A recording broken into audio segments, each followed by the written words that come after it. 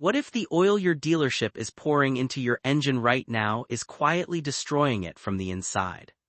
Same car, same engine, same exact model. Yet in America they insist on ultrathin 0W-20, while in Europe, Japan, Australia, and the Middle East they use 5W-30 or even 10W-30.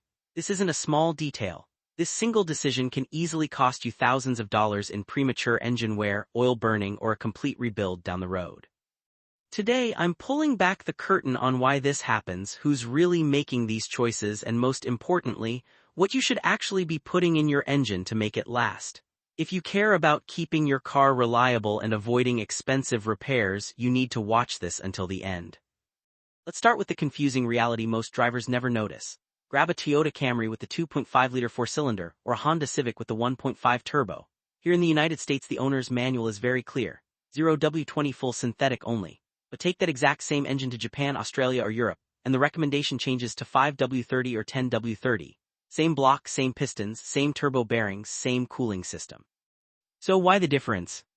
It's not simply about weather. The real reasons run much deeper, a mix of strict government regulations, corporate fuel economy pressure, and smart engineering compromises. In America, automakers are chained to CAFE standards, corporate average fuel economy rules. Miss the targets even by a little and the fines are brutal, millions of dollars per tenth of a mile per gallon.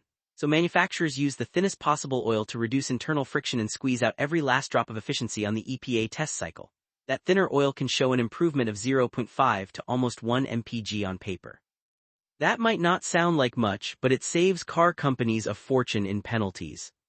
Overseas, where those same fuel economy rules aren't as punishing, they choose the oil that actually protects the engine better for the long haul.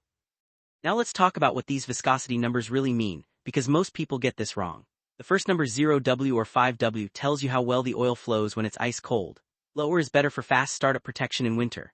The second number 20 or 30 is how thick the oil stays once the engine is at full operating temperature. A 5W30 is roughly 50% thicker at high heat than a 0W20. That extra thickness creates a stronger protective film on bearings, pistons, and cylinder walls when the engine is under stress. Modern engines are built with incredibly tight tolerances that work well with thin oil when brand new. But here's what they don't tell you: engines wear.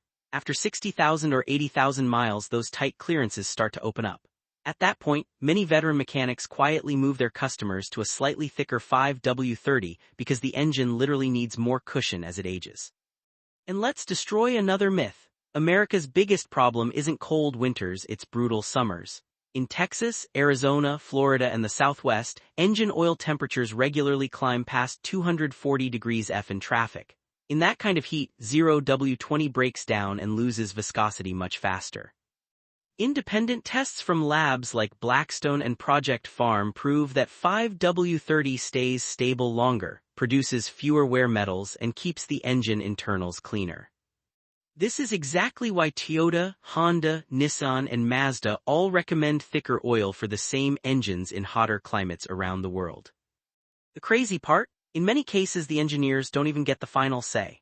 Once an engine is certified with 0W20 for the US market, changing the official recommendation is expensive and complicated. So the manual stays locked in, even when internal service bulletins quietly admit that 5W30 works fine and may even be better in real-world conditions. Real-world data doesn't lie. In head-to-head testing of identical Toyota 2.5-liter engines over 100,000 miles in hot conditions, the 5W30 versions showed about 40% lower wear metals and significantly less varnish buildup. On Honda 1.5 turbo engines, switching to 5W30 cut oil consumption by up to 30% and slashed turbo bearing wear. The fuel economy difference was minimal, but the protection difference was massive. Now the question everyone worries about: will switching to 5W30 void my warranty? The answer is no. Under the Magnuson-Moss Warranty Act, a manufacturer cannot deny your claim unless they can prove the oil directly caused the failure. As long as you're using a quality full synthetic that meets the proper API and ILSAC standards, you're protected. Many dealers already use 5W30 when 0W20 isn't in stock. It's not only about viscosity. The additive package matters just as much. A premium 5W30 with strong anti-wear additives, high-quality base stocks, and superior detergents will outperform a basic 0W20 in almost every real-world scenario. So what should you actually run? If you drive mostly short trips in a cold climate and change your oil every 5,000 miles, 0W-20 is perfectly acceptable. But if you live in a hot state, drive long distances, tow, haul, or your car has more than 60,000 miles, stepping up to a high-quality 5W-30 is one of the best things you can do for your engine's longevity. The same engine running safely on 5W-30 in other countries proves it's not risky, it's smart. Don't be a slave to the manual written for lab conditions and government checkboxes. Think like a real mechanic who wants your engine to last. Drop your car model and current mileage in the comments. I read every single one and I'll tell you what I'd personally run in it. If this video gave you the truth,